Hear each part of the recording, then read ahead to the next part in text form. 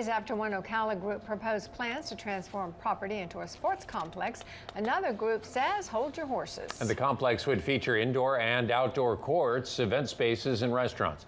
But TV 20's Deja Clayton explains not everyone is sold on the idea.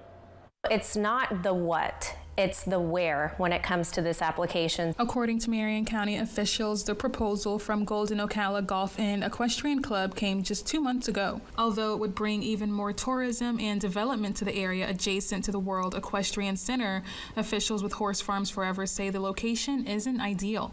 As a reminder, this property at one time was within the farmland preservation area, and the developer had that acreage removed, and they had agreed upon low residential housing in that area. Horse Farms Forever is an organization dedicated to preserving the land and culture of farmland in Marion County. Executive Director Sarah Fennessy tells me they like the idea, but it isn't compatible in many ways. When Horse Farms Forever comes to a decision on what applications we're going to take a position on, that is the very fundamental basis of why we are against it. It is not compatible with the surrounding areas. It's not compatible with our comprehensive plan, and it's not compatible with our land development code. She says if something like this is approved now, it would only make things worse on farm preservation areas in the future. It would cause a domino effect. So if something like this gets approved, then it's just a matter of time before more things like this start popping up, and it just becomes a situation that is not possible to mitigate. I reached out to Golden Ocala for a comment, but I didn't hear back.